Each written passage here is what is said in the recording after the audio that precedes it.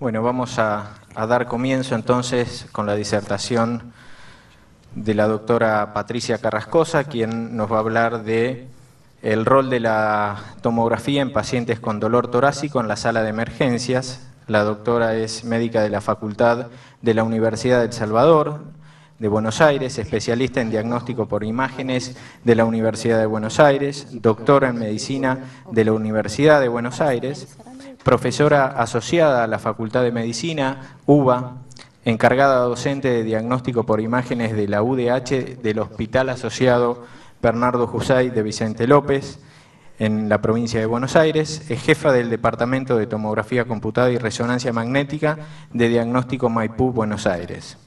Además, es directora de la residencia en diagnóstico por imágenes de Diagnóstico Maipú, Buenos Aires. Doctora, muchas gracias. Bueno, muchas gracias. Bueno, buenos días. Yo voy a hablar sobre la utilidad que tiene la tomografía computada en la unidad de dolor de pecho.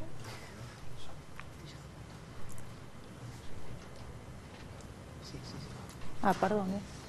Bueno, con respecto al dolor de pecho, sabemos que el dolor de pecho es la causa más frecuente de consulta en las salas de emergencia. Sin embargo, hay un pequeño porcentaje de pacientes que consultan por dolor de pecho y que terminan en un infarto con elevación del ST que requiere un diagnóstico inmediato a través de un cateterismo diagnóstico. La mayoría de los pacientes tienen dolor de pecho de causas o cardíacas no coronarias o de causas no cardiovasculares. Las estrategias actuales para poder descartar cuál es la causa del dolor de pecho actualmente son en general ineficientes y muchas veces conllevan altos tiempos y costos y están relacionadas con una serie de estudios que se pueden realizar. Por un lado, la estratificación de riesgo del paciente, por otro lado, la realización de enzimas seriadas, la realización de electrocardiogramas seriados y métodos diagnósticos como son el SPECT, la ecocardiografía, que puede ser con estrés, y la resonancia cardíaca. Ahora, ¿cuál es el objetivo cuando nosotros tenemos un paciente que llega a la sala de emergencias? El objetivo es tratar de hacer un diagnóstico seguro, eficaz y preciso. ¿Por qué? Porque lo que tenemos que lograr es bajar la mortalidad y la morbilidad de los pacientes, tratando de no dar de alta a un paciente en forma inapropiada. Tenemos que ser eficaces tratando de hacer el diagnóstico lo más rápidamente posible, ya que tiempo es miocardio. Y por otro lado debemos ser muy precisos. Debemos tener que poder determinar si el paciente realmente puede darse de alta y no va a tener ninguna complicación en los próximos 30 días. Ahora bien, cuando vemos todo el espectro del dolor de pecho agudo, dijimos que las causas más frecuentes son las no cardíacas, y dentro de las causas no cardíacas tenemos causas musculares, causas gastrointestinales, psicogénicas. Después tenemos las causas cardiovasculares no coronarias, como pueden ser las miocarditis, la pericarditis, las alteraciones valvulares, y después vamos a entrar en las causas coronarias, y vamos a ir desde la angina crónica estable hasta la angina inestable y el infarto de miocardio. Como dijimos, solamente un porcentaje muy pequeño de pacientes que llegan a la guardia por dolor de pecho tienen un infarto de miocardio con elevación del ST y sabemos que estos pacientes van a requerir un cateterismo. Sin embargo, tenemos un espectro de pacientes en los cuales a veces es difícil poder determinar si ese paciente realmente requiere una admisión. Y es por eso que es fundamental saber qué métodos diagnósticos debemos usar y dónde la angiotomografía tendría un rol importante para poder reducir los costos de los pacientes que ingresan a la guardia por dolor de pecho.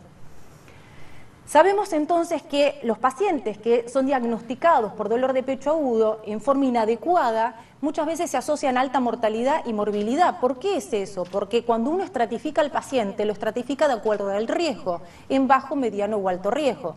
Sin embargo, esta estratificación muchas veces no nos permite asegurarnos que el paciente le podemos dar el alta en forma segura. Y cuando hablamos de forma segura, hablamos de la posibilidad de que el paciente no realice un evento mayor dentro de los próximos 30 días, relacionado obviamente de causa cardiovascular. Por lo tanto, la angiotomografía comienza a tener un rol muy importante en poder estratificar estos pacientes y poder permitir dar de alta precoz a estos pacientes que llegan a la sala de emergencias y por otro lado también reducir en forma significativa los costos que conllevan a el ingreso de un paciente en una sala de emergencias.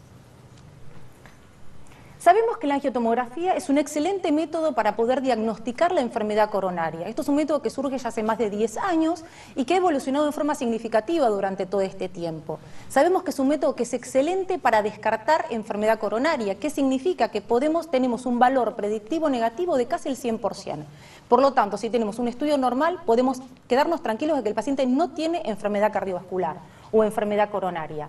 Sabemos también que hay estudios unicéntricos realizados específicamente evaluando la utilidad de la angiotomografía en pacientes que ingresan a la guardia por dolor de pecho.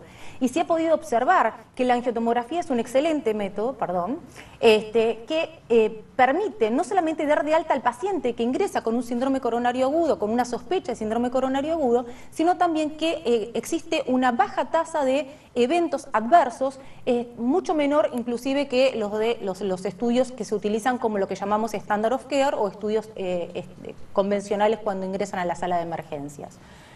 Podemos a través de este estudio visualizar la estenosis y además un tema muy importante, ver qué características tiene la placa arteriosclerótica que está generando esa estenosis.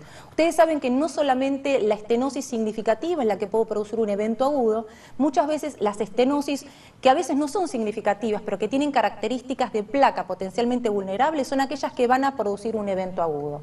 Por otro lado, un tema que realmente ha preocupado desde que comienza la tomografía computada era la dosis de radiación.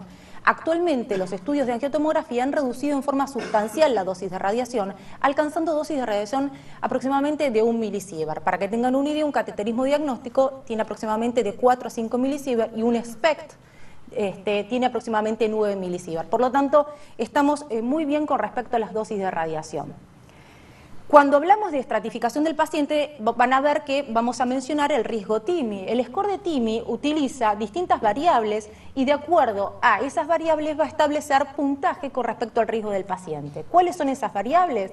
Edad mayor de 65 años, la presencia al menos de 3 factores de riesgo cardiovascular, evidencia de enfermedad coronaria previa, uso de aspirina en los últimos 7 días, presencia al menos de 2 episodios anginosos en las últimas 24 horas, presencias de alteraciones del ST y elevación de marcadores de daño miocárdico como enzimas cardíacas.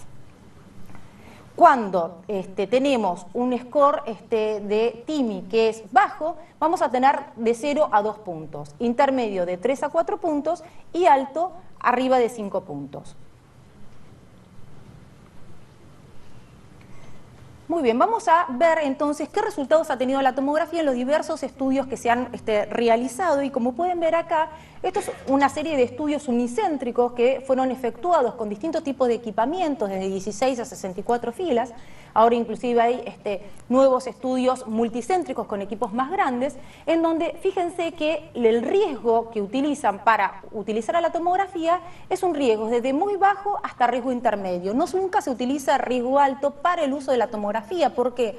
Porque el riesgo alto son pacientes que en general tienen enfermedad cardiovascular o enfermedad coronaria significativa con mucha ateromatosis y la ateromatosis, el calcio, tiene gran dificultad para poder evaluar correctamente la luz vascular. Por lo tanto, eso va a ser un terreno más de los estudios funcionales.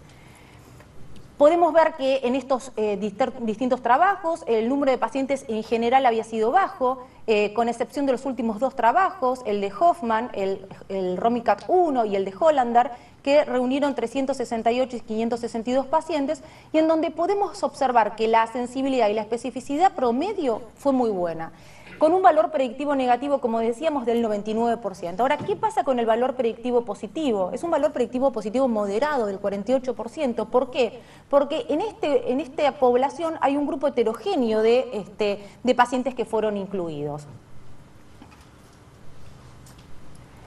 Ahora bien, durante estos últimos 2 años se efectuaron estudios multicéntricos que comienzan a poder validar los resultados de estudios unicéntricos previamente descritos, con números de pacientes ya mucho mayores, en donde participaron diversos centros. ¿Y cuál era el objetivo de todos estos trabajos? Por un lado, ver cuánto tiempo tardaba la incorporación de la angiotomografía en poder reducir el tiempo del paciente dentro de la sala de emergencias, es decir, cuánto antes le podía dar de alta al paciente. Otro tema importante era si yo le daba de alta, tenía más eventos si yo lo realizaba con tomografía computada, y cuando hablo de eventos hablo que el paciente se reinterne por dolor de pecho, por angina inestable o por infarto.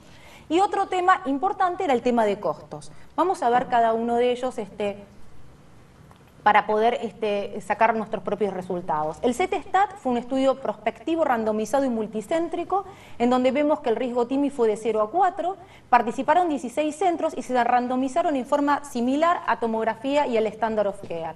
Pueden ver muy fácilmente que hay una reducción significativa en el tiempo que tarda el paciente en llegar al diagnóstico por el lado de la tomografía con respecto a los estudios convencionales, que es estadísticamente significativo.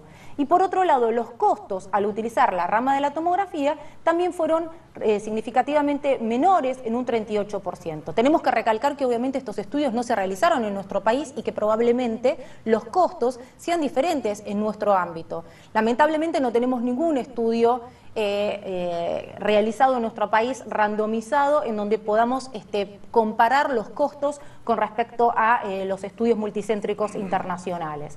Por otro lado, el tema de los eventos, como pueden ver, si bien en este trabajo la tomografía tuvo un porcentaje superior al Standard of Care, se considera que menos del 1% es lo que uno espera tener con respecto a eventos mayores, pero no fue estadísticamente significativo. Y la dosis de radiación, fíjense, ¿por qué el Standard of Care da radiación? Por lo que les mencionaba, cuando se usa el SPECT utiliza radiación y en general utiliza radiaciones mayores. Estos estudios igual fueron realizados ya hace 3 años, con lo cual las dosis de radiación utilizadas en esos estudios fueron mayores a las que actualmente estamos utilizando para realizar estudios de tomografía computada. Tenemos el próximo trabajo realizado en un grupo importante de pacientes, 1.300 pacientes en 5 centros. Aquí lo que se hizo fue randomizar 2 a 1. Cada 2 pacientes que iban a tomografía, uno se evaluaba por el método convencional, por los estudios convencionales. Y acá fíjense algo muy interesante, y es cuánto se reduce la estadía del paciente si uno incorpora la tomografía computada. De 24 horas lo lograron reducir a 18, y además la descarga segura, es decir, el alta segura de los pacientes fue del 50% versus el 23%, con lo cual está demostrando también que la tomografía permite asegurarse de que el paciente puede darse de alta con mucha seguridad. En este caso no reportaron los costos y la detección obviamente de enfermedad coronaria del lado de la tomografía fue mayor. ¿Por qué? Porque es un método que evalúa directamente las arterias coronarias. El ROMICAP-2 fue un estudio también muy importante, realizado en 9 centros en 1.000 pacientes, y acá lo que se hizo fue randomizar prácticamente 1 en 1. Vuelve a pasar exactamente lo mismo, el tiempo de estadía se reduce en forma significativa de 30 horas a 23, el alta segura de la tomografía triplica el tiempo o al porcentaje de los estudios convencionales, y los eventos, fíjense, también la tomografía tiene un porcentaje menor con respecto al Standard of Care. De cualquier manera no es estadísticamente significativo. En cuanto a costos, un 19% menor costo utilizando la tomografía en la sala de emergencias, pero en aquellos pacientes que se internan los costos terminaron siendo similares. Con respecto a la radiación, vuelve a pasar lo mismo, la radiación en el lado tomográfico es un poco menor. Ahora bien, ¿qué diferencia hay con el Standard of Care cuando uno toma toda la población? Que en general los pacientes que van a la tomografía, todos se hacen tomografía y todos reciben radiación, mientras que los que van al Standard of Care, algunos hacen ecocardio, algunos hacen SPECT, por lo tanto no todos reciben radiación. Por lo tanto, cuando uno compara la dosis acumulativa total, la tomografía obviamente dio más radiación. Por lo tanto, bueno, este trabajo concluye que en realidad podemos utilizar a la tomografía para dar de alta precoz a estos pacientes, aunque no incidió en el caso de este trabajo los costos totales con respecto a la tomografía. Este es otro de los trabajos, el último que les voy a mostrar, después vamos a ver algunos ejemplos. Esto es un trabajo publicado el año pasado por el doctor Curi, realizado en el Baptist, en 5 hospitales que constituye el Baptist Clinical Hospital, y lo que hicieron ellos fue dividir a los pacientes en 5 niveles. El nivel 1 eran pacientes que tenían infarto de miocardio con elevación del ST y enzimas positivas, esos pacientes iban directo a cateterismo. Pacientes nivel 2, los que tenían infarto de miocardio sin elevación ST, con enzimas positivas, con síntomas anginosos, con depresión del ST o inversión de la onda T, en donde también había que ir a cateterismo, pero había hasta 24 horas para poder hacer el estudio. El nivel 3 eran pacientes con síndromes coronarios agudos con riesgo TIMI más de 2, que tenían enzimas normales y electro normal o no diagnóstico. En este caso, que sería un paciente de riesgo intermedio, se le indicó SPECT. ¿Por qué? Por lo que habíamos mencionado previamente. Son pacientes que ya piensan a tener bastante calcio. ¿Y en dónde tiene un rol la tomografía? En pacientes nivel 4, que son pacientes con riesgo TIMI menor o igual a 2, que tienen enzimas normales y que tienen electro normal o no diagnóstico. En este caso, la angiotomografía tiene un rol muy importante. En este trabajo pudieron ver que el 60% de los pacientes fueron negativos, que tenían 0% de estenosis, y de ellos, ninguno de ellos hizo ningún evento. Hubo 6 pacientes que le hicieron igual SPECT, pero que fueron negativos. Con respecto a estenosis leves, se encontraron en un porcentaje medio de pacientes, y de estos pacientes hubo un paciente que llegó a hacer un evento agudo, porque era un paciente que tenía una estenosis leve, pero como dijimos previamente, a veces las estenosis no significativas, si tienen placas inestables, pueden romperse. Esa placa progresó y llevó a un evento agudo. Entonces, lo importante, además de determinar la presencia de estenosis, es determinar qué características tienen las placas que estamos visualizando en las arterias coronarias. Encontraron un porcentaje de pacientes con estenosis moderada, de los cuales se indicó SPECT, a un grupo de pacientes que fue positivo en un alto porcentaje con muy buena correlación, y cateterismo en 7 pacientes, de los cuales 6 coincidió con la angiotomografía. Y con respecto a las estenosis severas, que se encontraron en 36 pacientes, podemos ver que 9 fueron a SPECT, y de ellos fueron 7 positivos, y 23 fueron a cateterismo, de los cuales tenían estenosis significativas en 21. Por lo tanto, la correlación también de estenosis significativa fue muy importante. En este trabajo lo que pudieron fue reducir el tiempo de estadía de 28 horas a 14 horas, pudieron reducir los costos en $1000 por paciente, y pudieron además diagnosticar enfermedad coronaria significativa con una alta sensibilidad y especificidad. Como les decía, las características de la placa son muy importantes, porque no necesariamente las estenosis significativas son las que producen el evento. El evento agudo se produce por una ruptura de placa en un 70% o por erosión. Y esto está relacionado a las características de la placa arteriosclerótica. Por lo tanto, es muy importante diferenciar las características de las placas de los síndromes coronarios agudos con respecto a las placas de las anginas estables.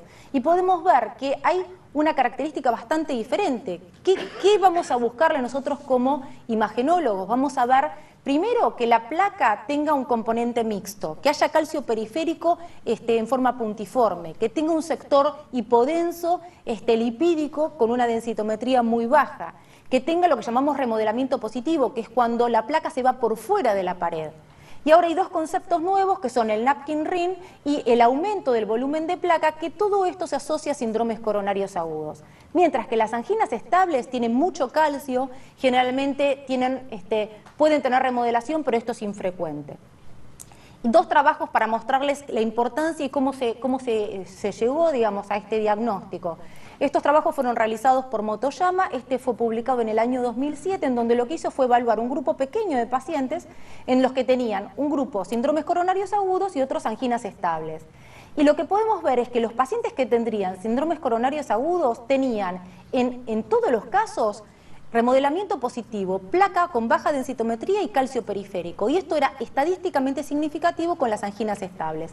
Acá podemos ver un ejemplo de un paciente que tiene una estenosis no significativa, pero todo esto gris es placa no calcificada, lo blanco periférico es el calcio, y cuando vemos el cateterismo uno diría que es una estenosis moderada, de leve a moderada. Sin embargo, esa placa es una placa que tiene riesgo de romperse. Entonces, esto es el concepto que es muy importante tener en el momento de evaluar un paciente. Este mismo grupo hizo un trabajo mucho más grande en 1000 pacientes, en donde lo que hizo fue seguimiento a 2 años, y lo que vio era aquellos pacientes que tenían placas, cuántos hacían eventos. Y lo que vio este grupo de autores fue que cuando las lesiones tenían 2 features específicos, que eran remodelamiento positivo y baja densitometría, hacían un 22% de eventos agudos. Mientras que si tenían uno de los 2, bajaba en forma significativa. Si no tenía ninguno de los 2, pero había estenosis, bajaba aún más. Y si no había placa, no había eventos. Por lo tanto, es muy importante, además de ver la estenosis, ver las características de la placa. ¿Qué requerimientos tenemos que buscar cuando hacemos un estudio? Tenemos que tener una baja frecuencia cardíaca porque esto es mandatorio para tener buena calidad de imagen. Si el paciente tiene frecuencia cardíaca más alta podemos usar medicación como betabloqueantes orales o endovenosos. Es muy importante que el médico que solicite el estudio nos diga qué es lo que quiere del estudio. No es lo mismo un paciente que venga por dolor de pecho y que le quiera descartar una estenosis coronaria o una lesión coronaria, o si yo quiero descartar un triple rule out. La adquisición es totalmente diferente. Entonces, es muy importante que haya protocolización de los estudios. Por otro lado, también tenemos que usar la técnica adecuada y de acuerdo a la frecuencia cardíaca del paciente y a otras características de configuración anatómica, vamos a tratar siempre de utilizar la técnica que dé menos radiación. No me voy a detener en explicar las técnicas de adquisición porque no es motivo de esta charla. Contraindicaciones para realizar estudios de angiotomografía, que el paciente tenga ritmo irregular. Si el paciente tiene ritmo irregular, el equipo se pierde y no puede hacer el estudio correctamente. La fibrilación auricular es una contraindicación relativa, hay algunos equipos que las pueden igual efectuar. Inhabilidad para mantener la respiración menos de 10 segundos, generalmente todos los que están trabajando en estudios cardíacos lo hacen con equipos más de 64 filas y duran menos de 10 segundos, y ritmo cardíaco alto y contraindicaciones para los betabloqueantes. Cuando nosotros hacemos un estudio de angiotomografía podemos encontrarnos con distintos escenarios: que no tenga estenosis ni placas, entonces nos vamos a quedar tranquilos; que tenga una estenosis leve y que pueda tener alguna placa, entonces le damos de alta al paciente, pero lo tenemos que mandar al médico, al cardiólogo, porque ese paciente debe recibir un tratamiento médico para estabilizar la placa. Podemos tener estenosis moderadas, y si tenemos estenosis moderadas debemos saber cuál es el compromiso funcional de esa estenosis, para lo cual vamos a solicitar algún estudio funcional, como un SPECT, como una resonancia cardíaca con estrés, o inclusive una angiotomografía con estrés farmacológico. Y si tiene estenosis severas, le vamos a indicar un cateterismo. Vamos a ver unos ejemplos. Esto es un paciente de 43 años con dolor de pecho agudo, con enzimas y electro negativo, con factores de riesgo como hipertensión. Acá podemos ver diversas imágenes de las coronarias en donde vemos que son de características normales: tronco, DA, circunfleja y coronaria derecha con distintas vistas. Esto es una angiotomografía que tiene una estenosis leve, un paciente de 61 años con factores de riesgo, hipertensión y tratamiento con aspirina. Dolor de pecho con electro y enzimas negativas, riesgo TIMI 2. En este caso podemos visualizar la presencia de una pequeña placa no calcificada, es esto gris que estamos viendo en la parte proximal de la arteria circunfleja, que no produce una estenosis. Sin embargo, ese paciente tiene que recibir tratamiento médico porque, como lo vimos en los trabajos que les mostré previamente, esas lesiones pueden evolucionar y pueden progresar produciendo un evento agudo. En este caso tenemos un ejemplo de una estenosis moderada, un hombre de 50 años con un índice de masa corporal de 28, con factores de riesgo como hipertensión y dislipemia, tratado con aspirina y riesgo TIMI 2.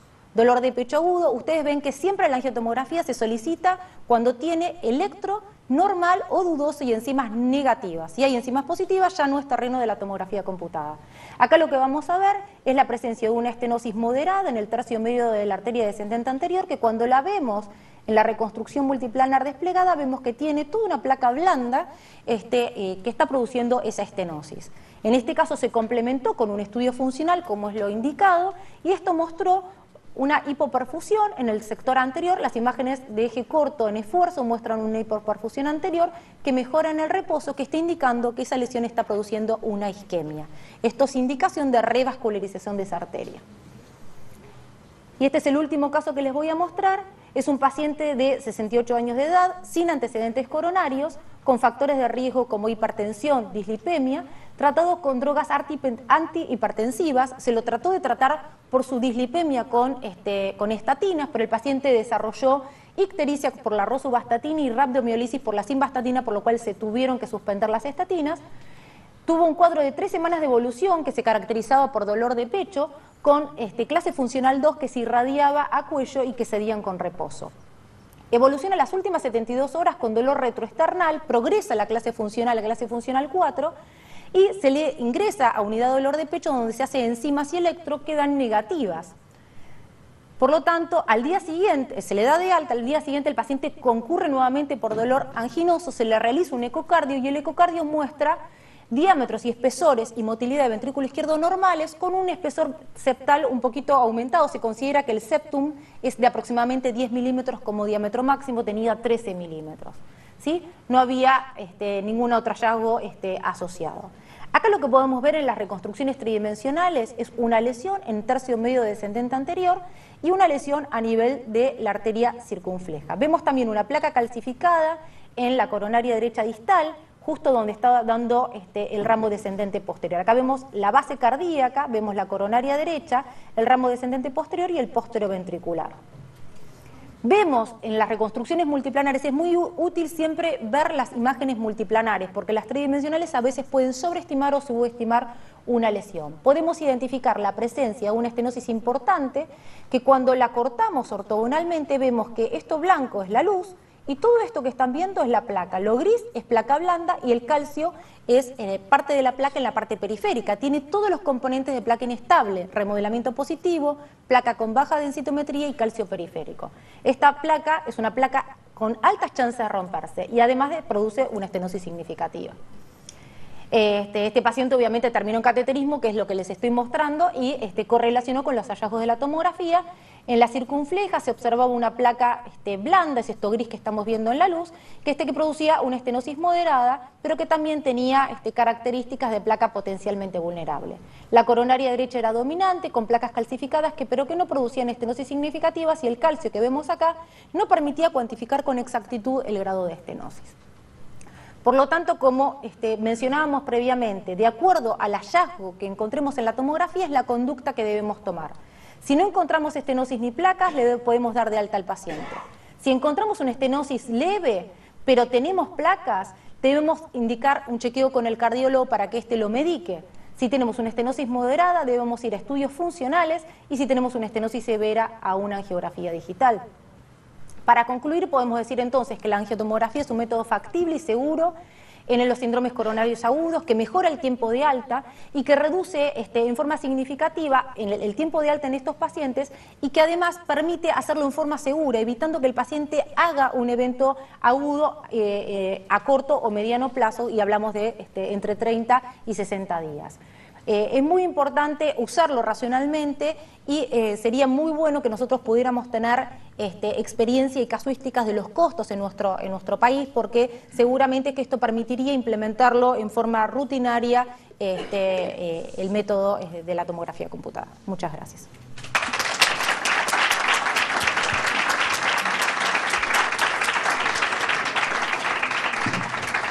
Bueno, doctora, muchísimas gracias. Nos ha deslumbrado realmente una clase brillante.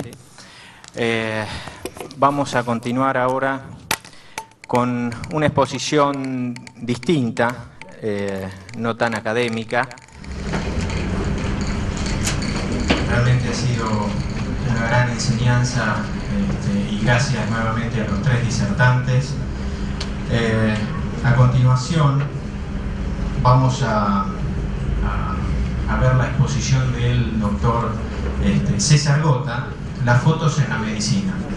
El doctor es médico de la Facultad de Medicina de la Universidad de Buenos Aires, especialista en radiología de la Universidad de Buenos Aires, titular de la Cátedra de la Imagen en la Facultad de Medicina de la Universidad de El Salvador y fundador y director de Diagnóstico Médico Sociedad Anónima. Doctor, muchísimas gracias.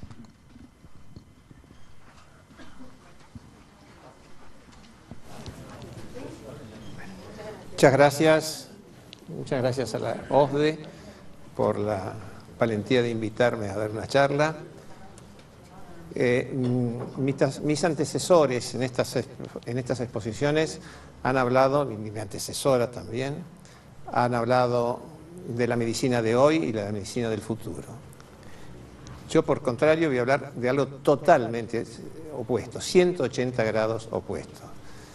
Voy a hablar de fotografía y de historia de la fotografía, de fotografía antigua. Lo que no digo en mis antecedentes es que yo soy coleccionista, soy un coleccionista patológico. Por suerte, atento a que, porque yo no ejerzo más, se podrán imaginar que por una cuestión etaria no corresponde que yo atienda. Y entonces me dedico casi íntegramente el día al coleccionismo. El coleccionismo fotográfico tiene su importancia porque de alguna manera se rescatan cosas, como muchas de las que ustedes van a ver, que forman parte de la historia. Es un elemento más.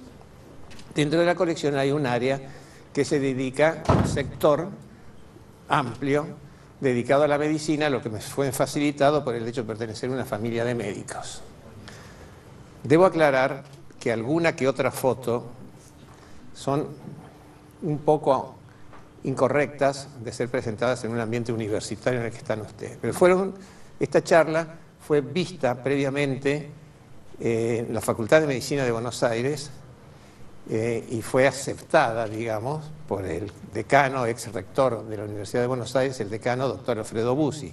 También fue expuesta en la Asociación Médica de Buenos Aires y el presidente Hurtado Hoyo me dijo: somos todos personas grandes, de manera tal que a nadie le molestó. De todas maneras, si hay alguna foto que les incomoda por el dibujo, porque son nada más que un dibujo, o alguna palabra que otra, el que grite no, inmediatamente la saco. Bueno, ahí estoy yo. Recuerdos fotográficos de la sociedad. ¿Cuál es? ¿El de arriba o el de abajo? El de abajo de medicina. Hay mucha luz acá, me parece. Tenía razón Rosy, que se quejaba. Si hubiera menos luz podrían ver mejor, lo cual no sé si es bueno. Pero bueno. Como son fotografías tan antiguas, largo esto siempre con un poco de la prehistoria de la fotografía, que se basa en dos elementos que se conocieron durante mucho tiempo. Uno es la cámara oscura, que ustedes se acuerdan lo que es la cámara oscura, que fue descrita por Aristóteles originalmente, pero fue bien especificada por, la de abajo me dijiste, por Leonardo da Vinci. O sea, él decía, si hacen un agujero en la pared del cuarto, cosa que no creo que hagamos para confirmarlo, lo que hay afuera, el paisaje que hay afuera, se proyecta, si este sería el cuarto, se proyecta en la pared opuesta, tal cual está afuera, pero en forma inversa. Esto fue aprovechado por muchos, recién más o menos en la época del Renacimiento, porque hacían dibujos. Esta era una cámara oscura, le habían puesto una lente ya a la caja, la luz entraba y proyectaba atrás lo que había en la vereda de enfrente, o el señor que estaba sentado en la vereda de enfrente, y le hacían un dibujo absolutamente perfecto. Y el otro elemento, ay Dios, y el otro elemento son las sales de plata. Este señor, que era médico, colega, pero no colega radiólogo, en 1687 descubre la fotosensibilidad de las sales de plata. ¿Qué quiere decir la fotosensibilidad de las sales de plata? Que si ustedes ponen un poco de sales de plata en un plato y lo dejan al sol, las sales de plata son blancas, después se ponen amarillas por la acción del sol, fotosensibilidad, después coloradas, rojas, violetas, azul oscuro y quedan negras. Con los años, este señor, Nicéforo Niepce, francés, se le ocurre juntar esos dos, y ahí está la genialidad del tipo. Pone en una placa sales de plata, y esa placa la pone en el fondo de una cámara oscura, y ha descubierto la fotografía. Diga que lo que le sale es esta porquería, de alguna manera, pero esta ya no es la primera fotografía, porque lo que no logró inventar fue la fijación. Entonces sacó la foto, lo que había hecho de la cámara oscura, se lo habrá ido a mostrar a la novia, y cuando llegó ya estaba negro, porque las sales de plata se seguían oscureciendo. Entonces tuvo que inventarse el fijado, igual que en las viejas radiografías, igual que en las viejas fotografías. Entonces logra esto que se llama la mesa tendida. Esto está perdido. Entonces, te estoy hablando, empezó a investigar en 1816, o sea, en la época del Congreso de Tucumán. Fíjense, él estaba ejercitando esto, que lo estaban ejercitando en varios lugares del mundo. Y aparece este señor Daguerre, Louis Daguerre, un francés, que se da cuenta de la importancia de lo que estaba haciendo Niepce, y le propone una unión, una sociedad. Y hacen una sociedad. Y esa sociedad lleva dos escrituras, una escritura para Daguerre y otra escritura para Niepce. Una de las escrituras está en un museo en Moscú. La otra escritura, perdida, fue encontrada hace 3 o 4 años y está en la Facultad de Agronomía de la Ciudad de Buenos Aires, bajo 7 llaves, como se podrán imaginar ustedes. Este hombre entonces perfecciona el invento y en 1939 lo presentan en la Academia de Ciencias de París y donan los derechos de comercialización a la humanidad, al gobierno francés. A partir de ese momento, bueno, inventan una cámara que, si ustedes se fijan, es exactamente igual a una cámara oscura con una lente. Y ahí atrás ponían una placa. Esta es la cámara de hacer daguerrotipos, que si alguno tiene alguna en la casa, tiene dos alternativas. Una, regalármela, y otra es cambiarla por un Mercedes-Benz, porque no se imaginan lo que se cotizan estas cosas. Y sale, fíjense la diferencia entre esto y la mesa tendida. Estos son ya los daguerrotipos. O sea, se pueden sacar fotografías a las personas que llevaban un tiempo de exposición larga o fotografías de vistas. Pero la fotografía, el daguerrotipo es algo carísimo. Para que tengan una idea, los primeros daguerrotipos costaban hacer una fotografía de un retrato más o menos el sueldo de un mes de un empleado bancario. ¿No? Bueno, hasta que aparece este señor Talbot que inventa el negativo. Acá tienen ustedes un negativo de una foto que tengo yo. Lástima que estoy yo ahí. Ese que estoy yo no estoy en la foto. Pero ustedes saben, una vez me pasó cuando estaban filmando, vio cuando sale en la televisión la foto de arriba, un cuadradito chico con la foto del que está hablando, y yo estaba haciendo una grabación, no es que esté mal, no me molesta desde ya. Estaba haciendo una grabación de pólipos de colon que me la pedían para un canal, y me habían pedido que no interrumpiera. Y en un momento lo tuve que interrumpir. ¿Pero por qué interrumpe? Porque vea, mi cara está arriba del pólipo y entonces... Bueno, este es un negativo. El tipo que inventa esto abarata enormemente la fotografía, porque ahora se pueden hacer múltiples copias. Esta es la foto original. ¿Se da cuenta de la diferencia? Bueno, llegada de la fotografía al Río de la Plata. Y pongo al Río de la Plata porque primero llega a Montevideo. La fotografía se presenta en la Academia de Ciencias en París en el 39, 1839, y a los 6 meses, no piensen en el año 2014, piensen en el año 1839. En 1840, a los 6 meses de presentado, llega al Río de la Plata. Y llega a Montevideo, no puede llegar a Buenos Aires porque Buenos Aires estaba bajo el bloqueo anglo-francés. Sin embargo, en el 42 o 43 llega a la Argentina. Bueno, este es el Río de la Plata, llega primero a Montevideo y después... Y esta es el primer daguerrotipo conocido argentino. Tal vez los haya anteriores, es del año 1845. Se sabe que es esa fecha porque los daguerrotipos se desarman con facilidad. Y en la parte de atrás estaba escrito Miguel Otero, gobernador y propietario, se lo adjudicaba eso, de la provincia de Salta. Bueno. ¿A qué no saben quién es? El que sepa, que levante la mano. Mariquita Sánchez de Thompson, para este momento, Mariquita Sánchez de Mendeville. Esta mujer, aunque ustedes no lo quieran, lo volvió loco de amor a Sarmiento. Bueno, y estas fotos, estas sí que saben quién es, había 2 daguerrotipos de San Martín, uno está extraviado. Pero a ver si se dan cuenta de una característica. ¿Cuál es el brazo derecho de San Martín? Ustedes van a decirme que este o que este. En una foto, el derecho... Bueno, sin embargo, el daguerrotipo es una fotografía en espejo. Es como si ustedes se miran al espejo. Y si ustedes se miran al espejo van a ver que el brazo derecho se convierte en izquierdo. Y si dudan un poco de lo que yo les estoy diciendo, este es el brazo izquierdo, y como prueba secundaria de eso van a ver que el saco se cruza. A ver, ¿quién tiene saco de los señores? ¿Ven? El saco, el lado izquierdo, va arriba. Entonces, este es el lado izquierdo. Claro, todo esto era fenómeno, pero si ustedes sacaban una fotografía de vistas, esto que están viendo es el fuerte de la ciudad de Buenos Aires. ¿Cómo hacen para sacarla al derecho? Tenían que poner una cámara que tenía un prisma que invertía la imagen. Porque entonces sí se podía hacer esto, ¿se dan cuenta? O esto que es la costa de la ciudad de Buenos Aires desde la Plaza de Mayo. Este daguerrotipo es más o menos de 1848, 50. Lo hizo Elliot, un norteamericano.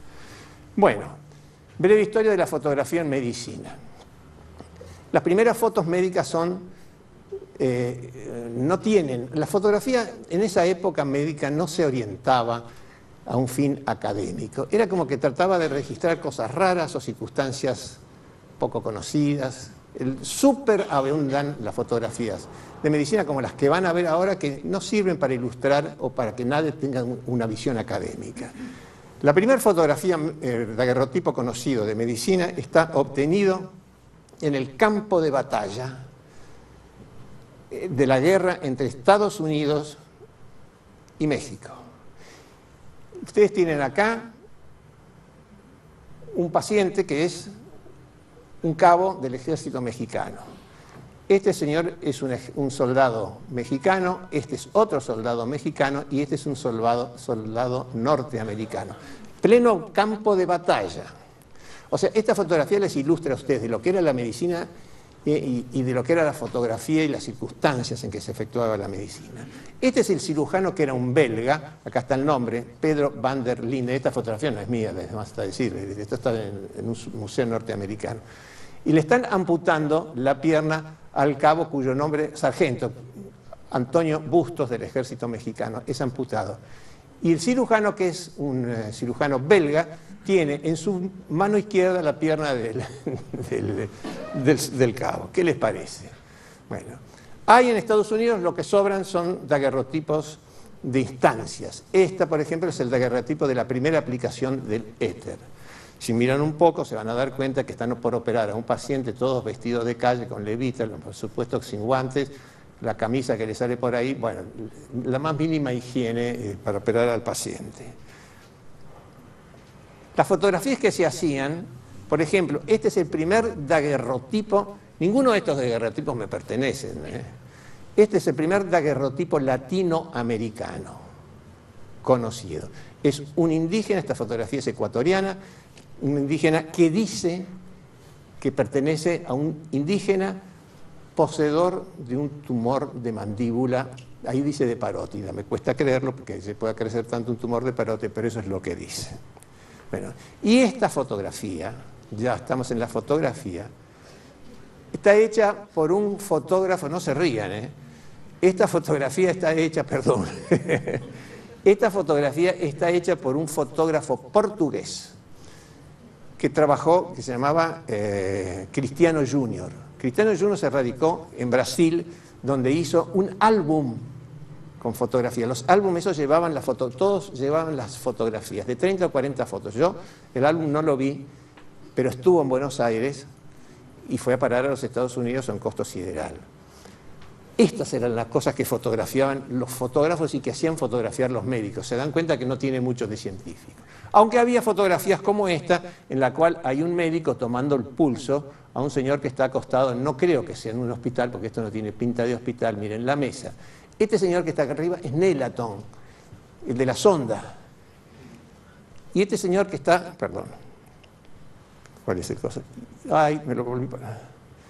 No, la siguiente. Este señor es Nelaton, el de arriba, que está tomando el pulso, y este que está acá es Giuseppe Garibaldi, que ha recibido un impacto en un combate en Europa y está enyesado. Bien. Recuerdos fotográficos de nuestra medicina. Esto es de una revista de medicina. Como ven, las fotografías eran de cosas de poco interés práctico para un estudiante o para un médico. Porque fotografían, por ejemplo, a este pobre desgraciado que tiene un lipoma del tamaño de, yo no le puedo decir de qué, pero pesa 10 kilos ese lipoma.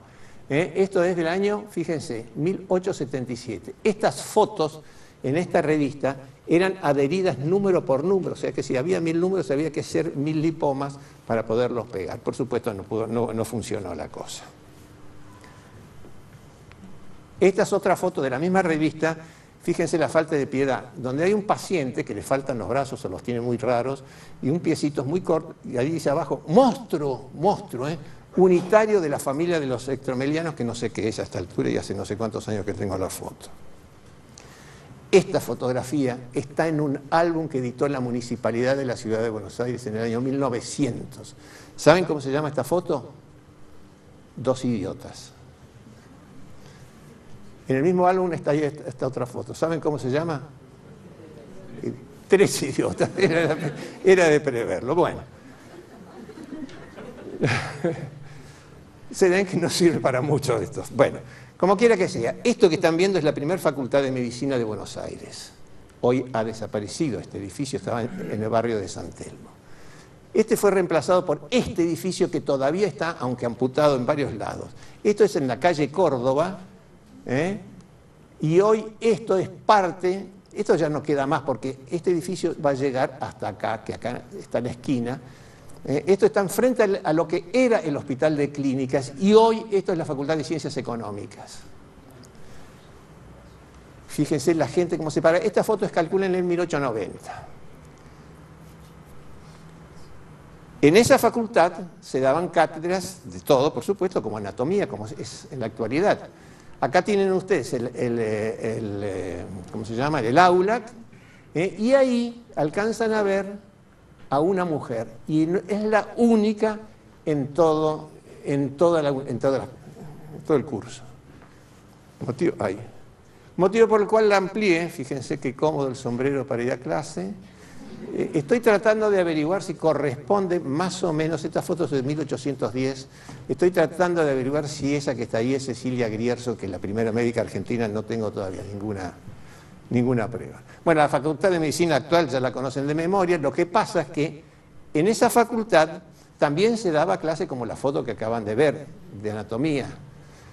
Yo recibí clases de anatomía en la facultad en la cual se hacía así. Eran anfiteatritos chiquitos hechos de hierro, con una mesa con el cadáver. Acá he contado 1, 2 y 3 chicas. Por entonces era claramente superior la cantidad de varones. Acá el consabido cadáver al que le han sacado el pecho, la parrilla costal, el esternón y qué sé yo, y como hay 3 chicas, se lo han colocado cubriendo las partes prácticas del caballero. Pero esta foto que me fue obsequiada por un médico, poco antes de morir y poco antes de tirar la foto a la basura, hay una persona muy conocida, a ver si ustedes la diagnostican. Ay, no, pucha, digo, me pasa para acá. Acá. Este es el médico que me regaló la placa, que era el doctor Vidal del Hospital Ramos Mejía de Buenos Aires. ¿Quién hay conocido acá? Rapidito porque no tengo tiempo. El Che Guevara. Se parece, ¿no? Un morochito un poco más gordito de lo que fue después, oculto tal vez por la barba, pero bueno, se parece. ¿Ven la importancia de guardar las cosas estas y de que las recoloca alguien que... Estas fotos van a parar todas a la Cátedra de Historia de la Medicina en Buenos Aires, ya están donadas. El Hospital de Clínicas de Buenos Aires. Este hospital, esta fue una de las últimas fotos, esta la saqué yo, por lo tanto es un poco vieja nada más, es el frente del Hospital de Clínicas. Esta foto, en 1885, es cuando no se llamaba Hospital de Clínicas, se llamaba Hospital de Buenos Aires. Miren lo que eran las calles, la calle Córdoba. ¿Saben por qué son estas 2 franjas, una de ida y una de vuelta? Son franjas lisas para que los carros vayan por ahí, porque si no iban por ahí, saltaba todo lo que iba dentro del carro, se podrán imaginar. En ese hospital, bueno, las salas siguen siendo hoy más o menos algo por el estilo. Esta es antes de cerrarse, esta es de 1880 y tantos, 85, y esta es de 1970. La única cosa moderna está en el gatoscopio que ustedes ven en esa pared. Este hospital priorizó, si ustedes quieren llamarlo así, la clínica. La clínica. En esta foto que ven, se han reunido varias salas, seguramente para sacarse la foto, y tenemos algunos capitostes de la medicina, de la historia de la medicina argentina. Este señor es el señor Tiburcio Padilla, cardiólogo, familia de cardiólogos, etcétera, etcétera, sumamente importante. Este es Arauz Alfaro, que tiene cara de ser el más viejo de todos. Este es Ernesto Merlos, este es el director del hospital. Este que está ahí es Pángaro, que fue profesor titular. Este es Samuel Glitting, gran cardiólogo. Este es mi tío Héctor Gota, que fue académico. Este es Dassen, muy importante. Este es Silvestre, el que hizo el libro de hígado de la época que estudiaba yo. No hay ninguno de la época esa. Este que está acá es Tobías, el que es del síndrome de Pancoast-Tobías. Bien, como ven, un grupo de gente de trascendencia. Pero no solamente hubo clínica en el Hospital de Clínicas, hubo cirugía también. Y este que está acá, esta vez el más trascendente de los cirujanos del hospital. ¿Y este quién es? El doctor Posadas. Lamentablemente, acá, en esto que es una diapositiva, estaba grabada la primera filmación de una operación en el mundo, hecha por Posadas en el Hospital de Clínicas. La computadora no me la recibe, por eso no la pueden ver. Por suerte se me ocurrió poner un fotograma de la película, en la cual lo ven a Posadas con sus bigotes de 1 metro, con las manos sin guantes. Este es el señor Rocca Tagliata, que está poniendo el frasco de éter que se volcaba, o de cloroformo, en el que se llamaba anestesia la reina en esa época. Y este de acá es el doctor Viale. Bien, el Rawson, otro hospital que hoy ya no existe más como tal. Se hizo y se inauguró con enfermos de la Guerra del Paraguay. Se llamó Hospital de Inválidos o Hospital Barracas. Y las barracas eran esto, que tenían piso de parqué, calefacción central, etcétera, etcétera. Era una maravilla. Poco tiempo debe haber durado esta construcción y se mandaron ya construcciones más bien de tipo faraónicas, pero esta es interesante porque acá hay un hombre que le falta una pierna, quizás sea uno de los inválidos que se atendieron en la época de la Guerra del Paraguay. Pero ahí la clínica fue, la clínica fue claramente importante ahí, y acá tenemos una fotografía de los clínicos, que yo la tengo porque también en esta está un tío mío, que es este que está acá, Héctor Gota. ¿Saben quién es este señor? René Lerich, el cirujano Lerich francés, que visitó a Buenos Aires y quedó atónito por la importancia sobre todo de los cirujanos argentinos. Bien, del Rawson se rescata una cosa importante que es la parte quirúrgica. Esta es una foto del colegio, seguramente secundario porque hay muchos tipos con bigotes. Este señor acá abajo con cara de inocente es Enrique Finochietto, uno de los pilares de la Escuela Quirúrgica Municipal, tal vez la más importante escuela quirúrgica de Buenos Aires. Acá lo tenemos pocos años después, en esta viejísima foto, a Enrique Finochietto ayudando a esto. Yo no sé si es un cadáver porque no hay aclaraciones sobre si esto es tan tosco, parece una mesa de autopsias más bien, ¿no? Enrique creció y ya se saca estas fotos. Algunas chicas que han visto esta foto dicen que tenía facha, qué sé yo. Como quiera que sea, se quedó solterón. Y cuando tenía 35, 36 años, pide autorización en el año 1917, o sea, estamos ahora 97 años de ese momento, permiso para ir a estudiar a Europa. En realidad, en Europa estaban en guerra, la Primera Guerra Mundial. Él se propone y va a trabajar atendiendo, que necesitaban médicos evidentemente, y se va a Europa a trabajar. Esta es una fotografía de lo que era la Primera Guerra Mundial, en la que se podrán ver que hay más muertos que vivos. Esta es otra fotografía también de la Primera Guerra Mundial, que yo tengo estas fotos, me las regaló el doctor Duarte de ascendencia francesa. Fíjense ustedes que no solamente había heridos, este paciente está en una trinchera, cosa más horrible, y fíjense los pies. ¿Sintieron hablar ustedes alguna vez de él? Pie de trinchera, que había que terminar amputándolos. Entonces, por las damas de la France, Unión de Damas de Francia, y por iniciativa del ministro plenipotenciario argentino en la embajada en Francia, que era el futuro presidente de Alvear, Marcelo Torcuato de Alvear, se les ocurre fundar un hospital. En realidad es evidente que alquilaron un hotel o una casa deshabitada, porque si no, no se puede hacer esto en 48 horas.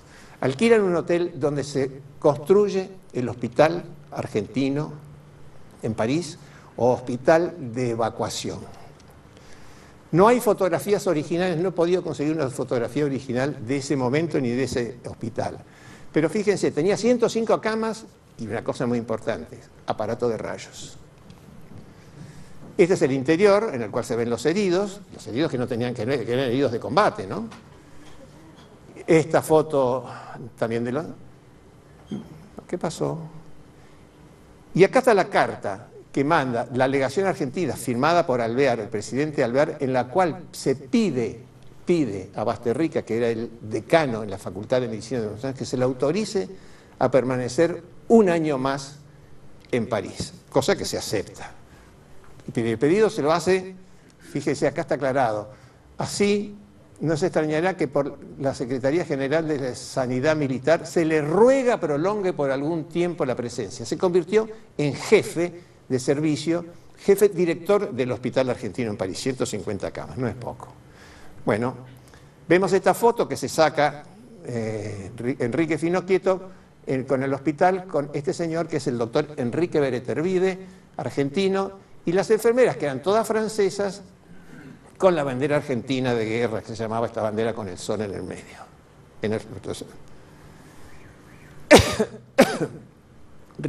Enrique Finocchieto recibe, por su acción en la Primera Guerra Mundial, el diploma de la Legión de Honor.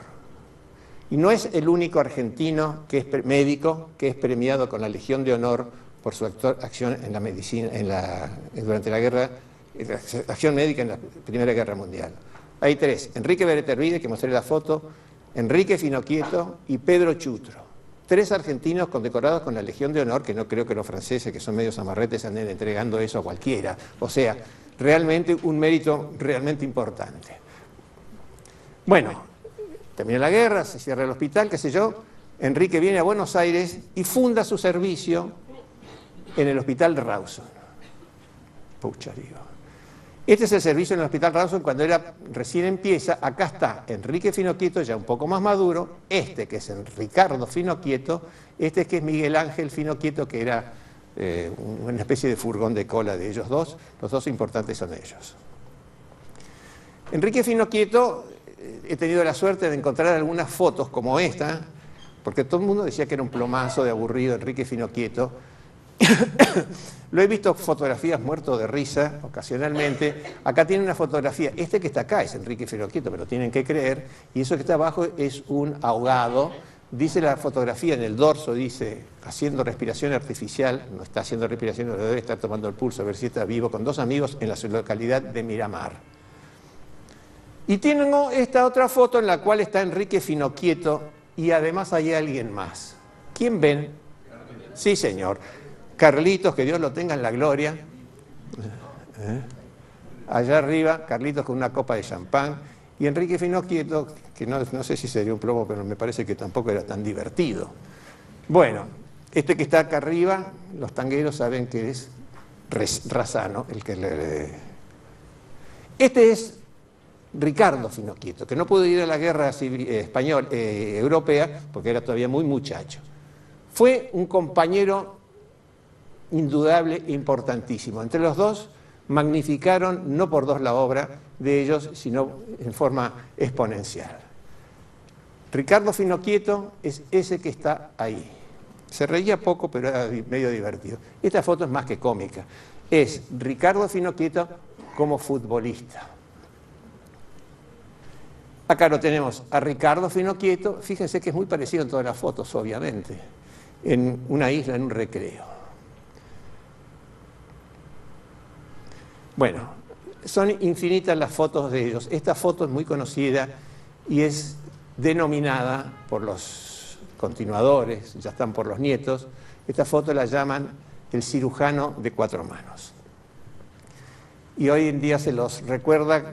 Es el día de hoy que todos los años hay reuniones, se reúnen los finocchietistas para, porque además hubo discípulos hijos y discípulos nietos que ya son grandes, que han sido premiados y sigue siendo muy premiados. Les cuento, esta fotografía es del Hospital San Roque, que es El San Roque era el Ramos Mejía. Se las muestro por esto. ¿Ven el empedrado? Bueno, las ambulancias de entonces eran a caballo. Esto es antes que llegara el automóvil a la Argentina, no es que estuvieran atrasados.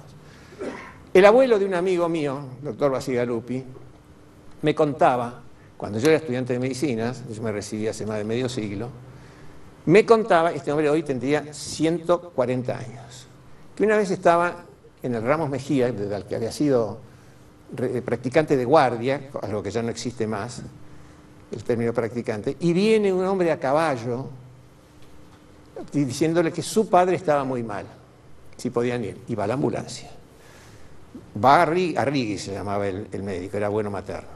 Y se encuentra un hombre con una gran distensión, en mal estado general, un abdomen agudo, y tenía una hernia inguinal. Entonces, con el diagnóstico presunta de hernia inguinal estrangulada, lo traen rápidamente al Hospital Ramos Mejía. Y gran sorpresa, los saltos habían sido tremendos. Cuando lo bajan al paciente, había dejado de estar obstruido porque se le había reducido la hernia gracias a los saltos de la calle. Vaya historia, ¿no? Bien, la vieja radiología rápidamente les muestro. Esto es Hospital Ramos Mejía, fíjense los que eran los servicios de rayos. Todo lo que se enchufaba en la pared lo hacían los radiólogos. Todo. Por ejemplo, esta foto es algo exótico y extraño. Esta foto es del consultorio del doctor Carelli, uno de los radiólogos de la década del 30. Fíjense este pobre tipo que es el secretario de él con polainas, esto se llama polaina, con el cigarrillo, y le están haciendo, allá hay una especie de aparato de ducha, y los pelos se le ponen de punta. Yo no sé qué es este baño de electrones, o vaya a saber qué es. Tal vez dirían que le cura la sífilis, yo no sé qué haría con estas cosas entonces. Y él haciendo radioscopía. Y ahora empezamos con las cosas un poco riesgosas. El baile del internado. Los estudiantes de medicina en el año 1914 empezaron a hacer un baile. En realidad todos los estudiantes de todas las facultades hacían un baile para el 21 de septiembre. Pero las facultades de medicina han trascendido al punto que es el día de hoy que siguen apareciendo publicaciones sin fotos. O sea que las que van a ver ustedes a lo mejor no las vuelven a ver más, de lo que era el baile de los estudiantes de medicina. Eran los estudiantes de quinto año y sexto año. Eran orgiásticos, no nos engañemos, y se daba un sketch particularmente tosco. Se hacía en un teatro, o en el Palais de Glace, o en el Teatro Victoria. El teatro tenía que tener la platea llana porque sacaban todo y ahí se bailaba. La orquesta y las representaciones, los sketches se hacían obviamente en el escenario. Duraron hasta 1924. Hubo, por lo tanto, 11 bailes del internado. Este es el baile, este es 1915, segundo baile del internado. Se hacía una representación que entonces se llamaban los matadores de sanos. Vaya a saber qué decían. Este sketch lo hicieron los del Durán, creo que era, en la cual se hacía la caída del zar.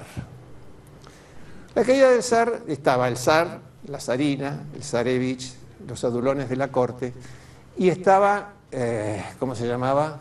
El monje Rasputín. Había Rasputín, llevaba una probeta, y ahí vienen las discusiones, que en la probeta llevaban materia fecal o llevaba unos chorizos cocinados. En un momento dado volcaba la probeta en el escenario, entonces venía el zar que caminaba del otro, se patinaba, se iba al suelo y esa era la caída del zar. Disparate. Bueno, discúlpenme, y acá viene el primero de los, porque como hacían un sketch, esto era el programa del sketch, esto era el programa que se distribuía, bueno, es terrible, ¿no? Este era Los Muchachos del Piñero en el último baile del internado. Este era el programa de los del Alvear. Lean el título de las obras, abajo. ¿Ustedes se dan cuenta de qué nos asombramos hoy? Bueno, es terrible. Bueno, este era el emblema. Se hicieron tangos para la conmemoración de los bailes del internado. Este dibujito de la modistilla besando al estudiante de medicina y ahí el angelito arriba, fue el emblema para todos los demás bailes del internado. Fíjense ustedes en esta foto, en la guardia del hospital Rawson, este es el profesor Julio Palacios, que después va a ser un tipo importantísimo. En la pared tiene pegado la carátula del tango ese. Bueno, este es el tango el 11, que mi padre se lo pide a Osvaldo Fresedo, un director de orquesta de tango, entre el baile 10 y el 11. Fresedo tenía una mala nota porque era imposible portarse bien en esos bailes del internado, porque las chicas que había ahí no podía decirse que eran de familia. Además está decir que todos los que iban eran estudiantes varones, las pocas estudiantes mujeres no iban. Este es el baile número 11. Este que está de civil arriba es papá, mi padre, radiólogo, todo un señor presidente de la Sociedad de Radiología. Pero a esa edad no. Era de los tipos que organizaban el baile del internado y fue el que lo fue a entrevistar a Fresedo. Pibe, si me das el baile, te hago un tango. Hizo el tango el 11. Les cuento más o menos cómo era. Ven acá un sacerdote, los chicos del colegio. Había habido una cuestión de pedofilia en un colegio religioso y estos satirizaban eso. Estos son los chicos del colegio, ¿no? Estos son los policías. Estos son los ayudantes del juez, este es el juez. Y estos de acá son los verdugos. El sacerdote, el cura, tenía un salame Milán colgado del cinturón debajo de la sotana y corría a los chicos por todo el escenario hasta que en un momento era capturado. Entonces era juzgado, no quiero ni pensar lo que sería el juicio, y posteriormente, entonces, venían los verdugos, era condenado, y los verdugos venían con un hacha y tenían que cortarle el salame Milán. Entonces el otro gritaba, ay, ay, ay, pum, y ahí se acababa la función. Fue el último baile del internado.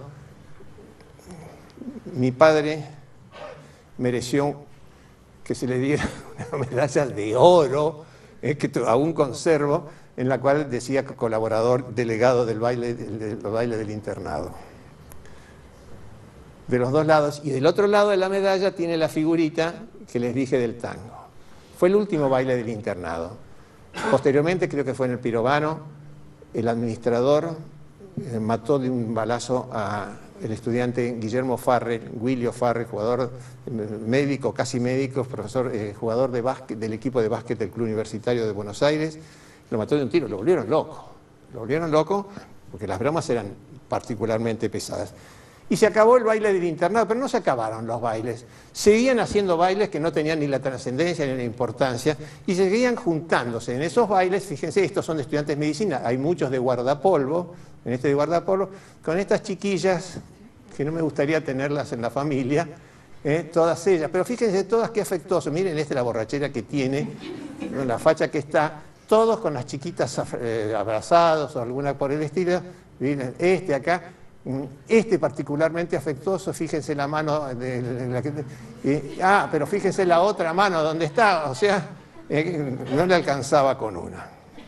Bien, ahora termino, me quedan 3 minutos, con algo más serio. Es la extraordinaria biografía de quien fuera el doctor Sammy Stuart Pennington, argentino, radiólogo, cirujano, mezcolanza de las dos cosas del Hospital Británico. Sammy Stuart Pennington,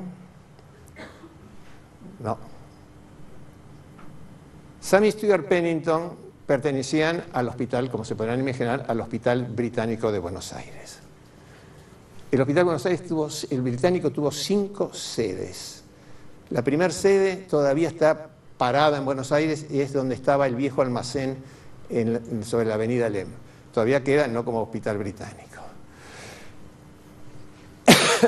Este es el padre de Sammy Stuart Pennington, nacido inglés, que al mes de vida llegó a Buenos Aires traídos por sus padres y se fueron a vivir aquí. Seguramente los padres eran empleados del ferrocarril o de los frigoríficos, que eran casi todos ingleses. Su hijo llega a Buenos Aires, se cría en Buenos Aires, estudia medicina en La Plata, se recibe con medalla de oro. Y si lo pongo en esta biografía corta es porque fue el fundador del servicio de radiología del Hospital Británico. Acá tiene el hospital, este es él, Sammy Stuart Pennington, ya un poco mayor. Sammy, Miles y Stuart Pennington, fíjense cómo acá acompaña. ¿Saben quién es este? Digan. Este es el duque de Windsor cuando vino a Buenos Aires, el que se casa con la Wallis Simpson y abdica al trono de Gran Bretaña por estar casado con una plebeya, lo presionan para que abandone el... Es este, y este es Miles. Bien. Y la acción ahora se desarrolla en este hospital británico, es donde ellos trascendieron. Este es Sammy Stuart Pennington, nuestro héroe, y al quien he elegido para terminar esta charla. Este hombre actuó mucho tiempo en el hospital, era cirujano general y hacía cosas que lo hacían médicos del servicio de rayos. Acá tienen los dos, ahí está Miles, adelante, viejo, y allá atrás está Sammy en una reunión interdisciplinaria, qué sé yo, un banquete. Acá lo tienen a Sammy, ahí. Hablaba, Sammy yo lo conocí, hubo de ser suegro de mi hermano, sus hijos viven en Buenos Aires. Era un tipo simpaticísimo, pero hablaba con el acento británico, pero era nacido en Buenos Aires, se crió en colectividad, iba al hospital de colectividad, tenía pacientes de la colectividad. El castellano lo hablaba cultamente, pero con acento británico. Bien, 1939, inicios de la Primera Guerra Mundial.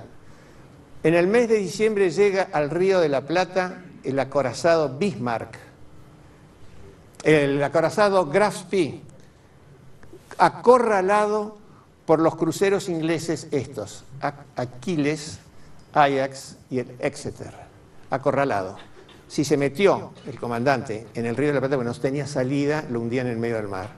Entra en Montevideo, le dan 72 horas para salir. Sale de la rada de Montevideo, llama a que vengan a buscar a la tripulación y hunde el barco a pocos metros, kilómetros, qué sé yo, de la rada de Montevideo. Los barcos británicos, que no se le habían llevado, iban a llevar de arriba, van a las Islas Malvinas y piden, si es para mí no estoy, piden del almirantazgo británico, piden a Buenos Aires, a la embajada británica, que formen un hospital de guerra. Un hospital de guerra es unas camillas, sangre, elementos para cirugía, ese tipo de cosas, ¿no? Le mandan un aparato de radioscopía y nada más que radioscopía, una cosa que se podía enchufar en la pared, una cosa muy elemental, que no había rayos. Los mandan a las Malvinas, a Puerto Stanley, hoy Puerto Argentino. Y mandan un médico y a muchas enfermeras, casi todas muy lindas. Ese médico era Sammy Stuart Pennington. El Graf Spee se hunde, lo autohunden en la rada de Montevideo, como les digo. Y estos son los diarios. Sangre, médicos, enfermeras envían a las Malvinas para los heridos ingleses. Los barcos estaban llenos de heridos, pero heridos brutalmente heridos. No. El médico es Sammy. El doctor Pennington, ya en las Malvinas, afirma que vio al Exeter en las Malvinas, porque eso significa que las comunicaciones eran difíciles, no sabían si el Exeter había sobrevivido, si había sobrevivido y había ido de las Malvinas, se había ido para dentro del mar, o se había hundido. Y como tenía un equipo de radioscopía, nada más, escribía lo que encontraba. Este señor Trimble, ese soy yo. No. El anterior. Este señor Trimble del Aquiles o Achilles, una radiografía de la cadera dibujada, mejor dicho, una radioscopía de la cadera, determina que tiene una fractura del gran trocánter. Fecha, enero de 1940. Este otro señor Russell del Exeter tiene una radiografía del codo, en la cual se ve astillado hasta más no poder el cúbito y el radio de frente y de perfil. Fíjense, que vaya a saber los miliamperes que tenía la radioscopía, sería como para hacer un asado. Acá tiene una esquirla que parece un bulón de algún cañón o de alguna cosa por el estilo. Pero el hombre se ve que también tiene que atender enfermos locales. Acá tiene este señor Winifred Barnett, tórax, de 33 años, también en enero del 40, que es de la población civil y tiene una tuberculosis que Dios te libre, vaya a saber cómo terminó. Bueno, como quiera que sea, y esta es una foto excepcional que encontré en la casa cuando la revisé después que murió y que es del tamaño de 6×9. En esta foto se ven los heridos en combate, algunos de la población civil, las enfermeras, y este que está acá es él. Bien, cuando vuelven a Buenos Aires no le puedo decir la recepción. Estos son los diarios de Quilmes, los diarios británicos. Y esto es una carta de la Embajada de Gran Bretaña, British Embassy, en la que ha recibido instrucciones, seguramente el embajador, de comunicarle que ha sido merecedor de una condecoración de la Orden del Imperio Británico, que consiste en un diploma, que yo lo vi, era gigantesco, y una medalla de oro. Esta es la condecoración, que está fotografiada entera, pareciera que no es así, en la que Jorge VI era el rey de entonces, el hermano del que vieron recién, que les dije duque de Windsor, como el otro renuncia, no había herencia, asume Jorge VI la monarquía.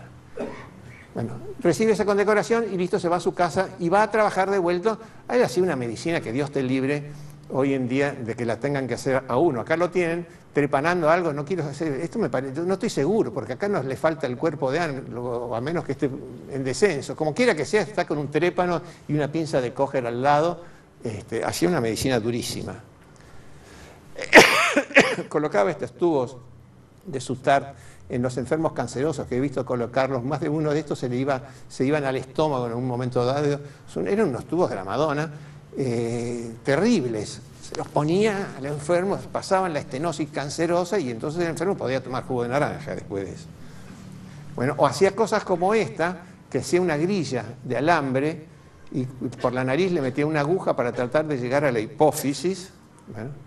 Bueno, él se consideraba el autor de las primeras angiografías a través de vena, para los cuales se hacía con inyección simultánea en los dos brazos del contraste.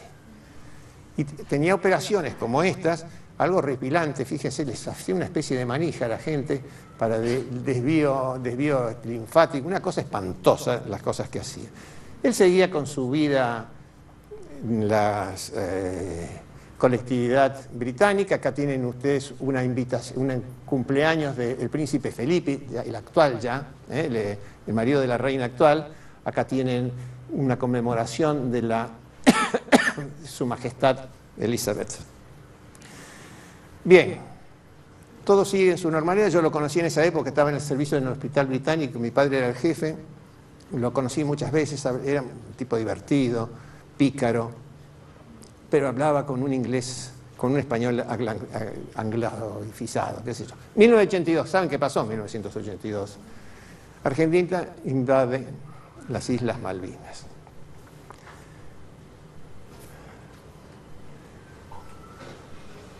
Y Sammy le manda una carta a la reina de Inglaterra. La carta es imperdible. La infortunada política que han seguido durante 70 años en relación con las Malvinas alcanza algo que justifica que la Argentina haya tenido una reacción como la que tuvo. ¿Qué les parece? Medio raro esto. Entonces es rechazada, se presenta en el Ministerio de Marina y se ofrece como voluntario. Tenía como 70 años, 80 años, tenía un cáncer de próstata con metástasis. Y le dicen, vea, muchas gracias. Se presenta no me acuerdo quién era, pero no era Macera, el ministro de Marina. Agosti, creo que. No, Agosti era de aviación. Bueno, no me acuerdo. Se presenta el ministro de Marina, llega el ministro de Marina y le dice, vea, doctor, muchas gracias, pero usted está enfermo, estaba con un cáncer de metástasis, además tiene la edad que tiene, además combatió por el enemigo, ¿cómo lo vamos a mandar? Le agradecemos. Se va y se va a ver al ministro de Relaciones Exteriores, que se llamaba Costa Méndez, que era un rengo. Y el otro le dice lo mismo. Y no lo acepta. Amargado se va a su casa. Y cuando termina la guerra, ¿qué se le ocurre hacer? Devuelve la condecoración a la reina de Inglaterra. Y devuelve la medalla, que seguramente los hijos le dicen, devuelve el papel, pero la medalla guardada. Bueno. Y en el papel escribe, en la medalla, en el diploma, escribe, en la guerra entre Inglaterra y Argentina, está escrito en inglés, pero pone mi patria. Una actitud formidable. Viejo y enfermo, muere en Buenos Aires y ese hombre hoy es parte de nuestra tierra.